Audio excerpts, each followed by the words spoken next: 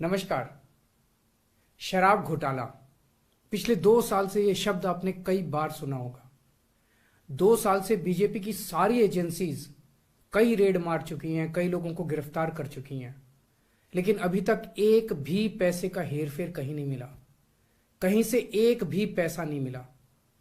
अगर भ्रष्टाचार वाकई हुआ है तो इतने करोड़ों रुपए गए कहां? क्या सारा पैसा हवा में गायब हो गया? सच्चाई यह है कि किसी तरह का कोई भ्रष्टाचार हुआ ही नहीं।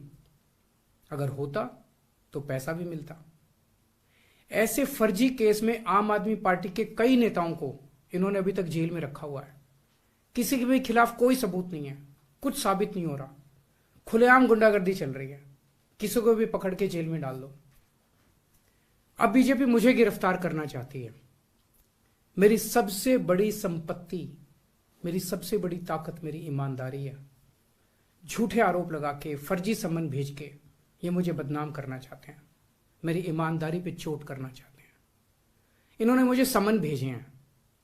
मेरे वकीलों ने मुझे बताया कि ये समन गैर कानूनी है। क्यों गैर कानूनी है?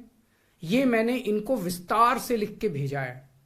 मैंने बताया है कि उनके समन कैसे गैर कानूनी है, लेकिन उन्होंने मेरी एक भी बात का जवाब नहीं दिया। इसका मतलब उनके पास मेरी बातों का जवाब नहीं है। इसका मतलब वे भी मानते हैं कि उनका नोटिस गैर कानूनी है। क्या मुझे एक गैर कानूनी समन का पालन करना चाहिए?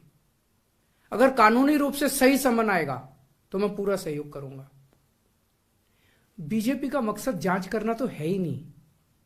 इनका मकसद तो लोकसभा चुनाव में मुझे प्रचार करने से रोकना है। ठीक लोकसभा चुनाव के पहले इन्होंने मुझे समन भेजा है। क्यों?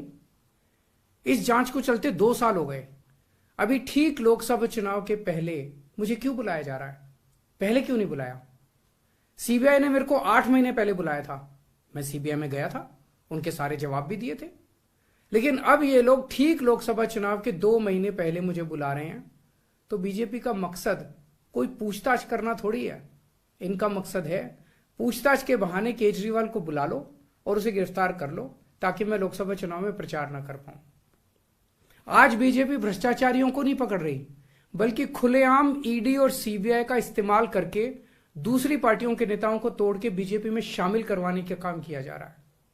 एक नहीं, 2 नहीं, कितने उदाहरण हैं जहां किसी पार्टी के नेता के खिलाफ ईडी सीबीआई के मामले चल रहे थे या उन पे गंभीर आरोप लगे हुए थे।